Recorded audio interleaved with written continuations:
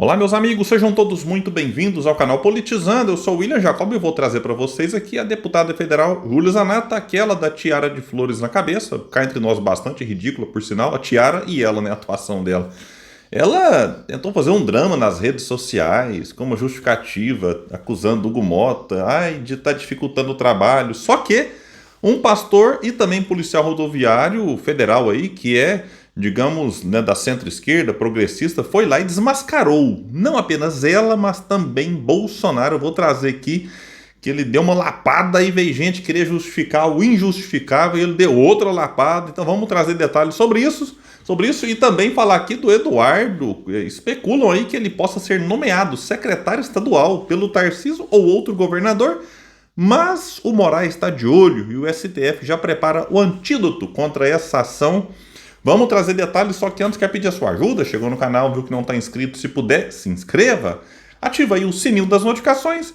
Gostou do vídeo? Vai para cima, mas vai que você é fã da Júlia Zanatta ou fã do Eduardo Bolsonaro, manda o joinha para baixo, comenta e espalha o vídeo. Vamos trazer mais pessoas para cá, porque aqui nós lutamos por um Brasil melhor. Pessoal, vamos trazer aqui algo interessante. Interessante assim, né? A hipocrisia e a cara de pau bolsonarista. Interessante também a lapada invertida que a Júlia Zanatta levou. Ela, né, postou o seguinte: Hugo Mota, para quem não sabe, é o presidente da Câmara dos Deputados, não permitiu nem ligar o ar-condicionado da sala de reunião da comissão. Minha assessora quase desmaiou. Puxa vida. Pois é que o Congresso, né, tá lá no seu recesso, aí o pessoal quis fazer uma reuniãozinha lá, que aconteceu inclusive. Foi nessa reunião que aconteceu aquela cena patética, ridícula, onde alguns deputados bolsonaristas ergueram a bandeira do Trump, que a gente já falou disso aqui no outro vídeo. Se você não viu, vale a pena ver o vídeo, né? Que a imagem deles lá, que eu coloquei aqui, é lamentável, uma coisa realmente inacreditável, mas não surpreendente, partindo de bolsonaristas. E aí a Júlia Zanatta, então, ficou toda comovida. Nossa, o ar-condicionado não foi ligado. A assessora quase desmaiou. Eu fico pensando assim, além de trazer aqui o que o pastor, né, deu lá invertida na Júlia. Isso aqui é quase uma ofensa também aos milhões de brasileiros que vivem aí em casas, né, com situações bem precárias, né, com, às vezes, barracos de lona. Aí a Júlia vai lá fazer uma manifestação de repúdio porque o ar-condicionado não foi ligado. Oh, meu Deus do céu! Só que aí ela vai falar aqui que a assessora quase desmaiou, né? Aqui minha solidariedade aos trabalhadores, né, que às vezes estão lá não porque gostam da figura, mas porque precisam do trabalho realmente. Mas a Júlia, será que ela está preocupada com outras questões? Vamos lembrar aqui de algo importante, né, que o pastor então trouxe. O pastor Alexandre Gonçalves escreveu o seguinte: Bolsonaro deixou faltar oxigênio nos hospitais do Amazonas, causando a morte de 60 pessoas. Isso aqui é um número, né, por baixo. Se for levar o pé da letra mesmo que aconteceu lá, eu acho que foram mais, mas o pastor ficou aqui no que a imprensa está divulgando, né? E ele coloca lá um print, uma matéria: morrer sem oxigênio em Manaus, a tragédia que escancara a negligência política na pandemia. Vai dizer lá que após minimizar a crise, Planalto e governo Amazonas correm contra o relógio para transferir pacientes a outros estados e conseguir importar insumo. Nos primeiros dias de janeiro, morreram 1.654 pessoas no estado, mais do que entre abril e dezembro. Então, em poucos dias de janeiro, você teve mais mortes do que você teve em 8 meses do ano anterior. É um negócio surreal. Mas a Júlia Zanatta está preocupada com o ar-condicionado que não foi ligado lá nessa comissão. Então, a gente tem que, né, ver aqui a hipocrisia da cidadã. Aí teve gente querendo limpar a barra do Bolsonaro nos comentários e o pastor, mais uma vez, reagiu. Teve lá um perfil chamado Pitanga. Foi lá, mentira, respondendo o pastor, né? Não é responsabilidade da presidência da República suprir de oxigênio qualquer unidade de saúde. O SUS é descentralizado, ou seja, a União transfere os recursos, mas a licitação e compra dos insumos é de competência do Estado ou do município. Aquele suprimento foi extraordinariamente resolvido pela União. Opa, mas não podia, mas foi.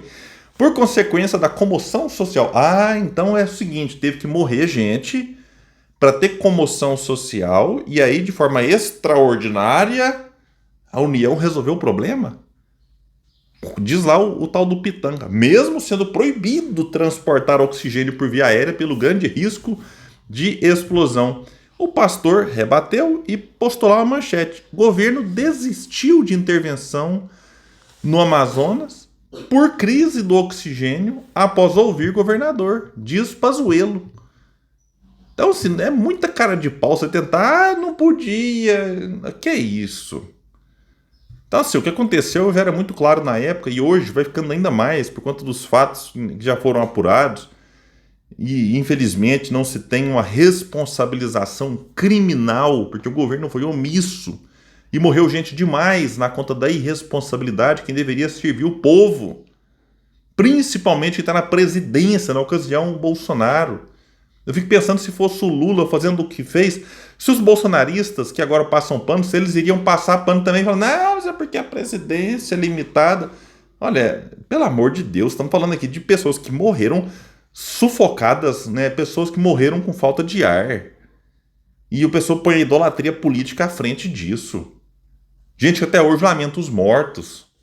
Mas, vamos, né, trazer aqui uma outra notícia que diz que estão aumentando as chances do Eduardo Bolsonaro, aquele que está lá nos Estados Unidos, né, como deputado federal, saláriozinho de 45 mil, que fica suspenso nesse período, mas continuou lá, né, como deputado licenciado, continuava, na verdade, que venceu, e agora começa a contar as faltas do deputado, e se atingir um certo limite, demora uns 4 meses para isso, 5, ele, né, perde o mandato.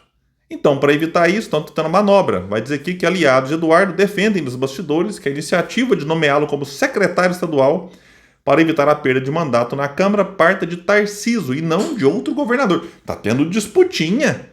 Qual governador vai nomear o Eduardo secretário? Já especularam aí o próprio Tarcísio, já especularam o governador de Santa Catarina, lá o Jorginho Melo. Agora do Rio de Janeiro, lá o Cláudio Castro também disse que, opa, que ele pode nomear assim. Fico pensando, como é que não tem vergonha na cara?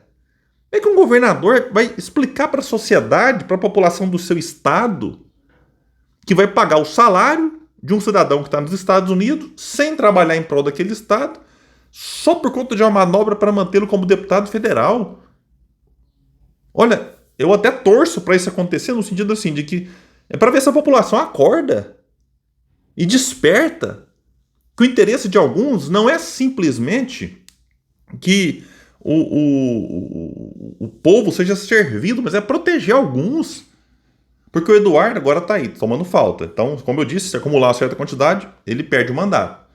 Mas se ele for nomeado secretário, como se ele fosse nomeado ministro, aí ele se licencia sem prazo para voltar. É assim com todo mundo. Então essa é a estratégia deles. Nomeia secretário, ele se licencia, fica lá numa função para enganar trouxa, a palavra certa é essa, fazendo de conta, brincando que o Eduardo está lá trabalhando em prol do Estado. Eu fico pensando, isso aqui não tem assim uma coisa para, não só para impedir, como está sendo discutido aqui já, mas também para punir, caso isso seja feito, que é irresponsabilidade com o dinheiro público.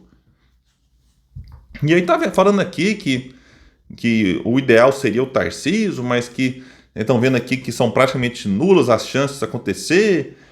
Porque no fundo, por mais que o governador, seja ele qual for, quer fazer média com o bolsonarismo, nomeando Eduardo para protegê-lo, no fundo a pessoa tem noção de que isso aqui pegaria mal junto ao eleitorado. É que isso aqui seria muito explorado pela oposição, e eu exploraria se eu fosse lá candidato, por exemplo, contra o Tarcísio, alguém dele em São Paulo. Fala, peraí, o dinheiro seu, que um secretário não ganha pouco não, deve ser na casa de 30 mil reais, é quase o mesmo que um deputado. Então é dinheiro do povo para bancar um cidadão que está nos Estados Unidos atuando contra o nosso país, nem trabalhando, estaria lá. Qual que é a secretaria? Secretaria de Relações Internacionais. Mas só para fingir, ele não ia trabalhar. E o povo sabe disso. E com rede social hoje fica mais fácil de saber. Então, assim, qualquer governador que aceitar participar dessa canalice vai tratar a população do seu estado como idiota. Simples assim. Que é remunerar alguém que não vai exercer a função. que nem no país está, não pode vir, que se ele pôr o pé aqui vai ser preso, mas o Estado vai estar lá pagando o salário. Alguém pode falar, mas isso é dinheiro de pinga, 30 mil reais, 40 mil, já que o Estado tem receitas multibilionárias, não interessa o valor. Se você acha pouco, 30, 40 mil reais, esse dinheiro é revertido em cesta básica para quem está passando fome, isso seria importante demais. Esse dinheiro é revertido em remédio, pessoa que está lá esperando o remédio chegar e não tem, e tem que às vezes tirar sacrificar do próprio orçamento familiar para comprar na farmácia. Então vamos ser responsáveis com o dinheiro público. Não interessa se é 30 mil, 30 milhões ou 30 bilhões. Certo é certo, errado é errado. Isso aqui não seria certo. Mas, pessoal, é isso. Eu fico por aqui. Quem puder, espalhe e compartilhe o vídeo. Vamos trazer mais pessoas para cá, porque aqui nós lutamos por um Brasil melhor. Valeu, gente. Até mais.